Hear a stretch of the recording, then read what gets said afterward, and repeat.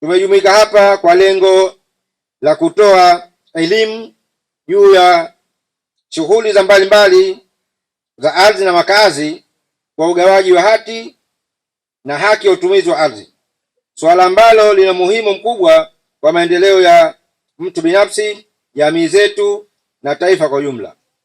Ardhi ni urithi wenye thamani, na hati ya ardhi ni nyaraka ambazo si tu zinathibitisha umiliki, bali pia zinatoa misingi ya maendeleo wa kiuchumi na kijamii.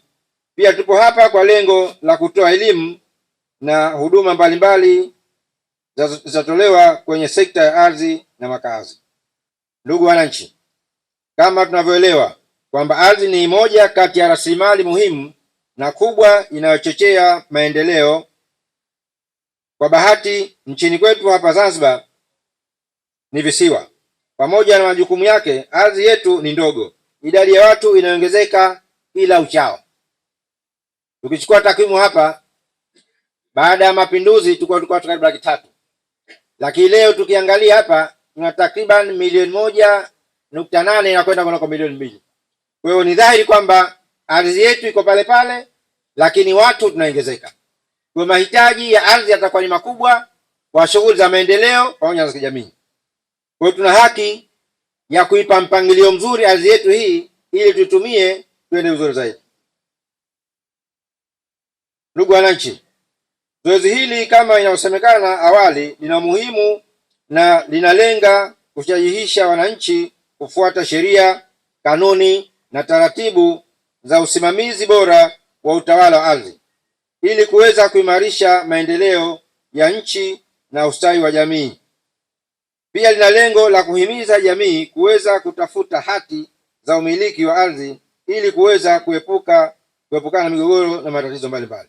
Kwa leo uwepo wetu hapa, tutawapa hati watu 55. Maana yake tumeanza kuwatambua hawa wana maeneo rasmi, na zoezi hili kama sema litaendelea nchi nzima. Kila mwenye changamoto katika maeneo haya ya ardhi, leo hii ni fursa adhimu kuja hapa ukatoa ile dukuduku lako.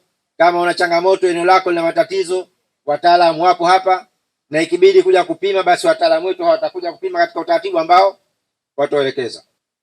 Lengo kuu hasa ni kuja kugawa hati za utambuzi, lakini kama alivyosema awali kwamba kuna hati 55 katika wilaya hii. Hati hizi tutatoa 3 kwa leo kama mfano, lakini hati nyingine zote zipo. Lakini pia mbali ya ugawaji wa hati, tutakuwa na utoaji wa elimu. Kwa nini tumeweka zoezi hili, Mheshimiwa Mkuu wa Wilaya? Kwa sababu tumeona kwamba wananchi wengi hawana elimu na taaluma inayohusiana na masuala sheria na taratibu za masuala ya ardhi na makazi nchini. Jambo la ardhi ni jambo nyeti, na hivyo tumekuwa tukichukua jitihada za kutoa elimu mbalimbali ili kuweza kuwaelimisha wananchi wetu tuweze kwenda vizuri, wasipoteze haki zao, na kila pale ambapo wanastahili kupata haki zao za ardhi waweze kuzipata haki hizo.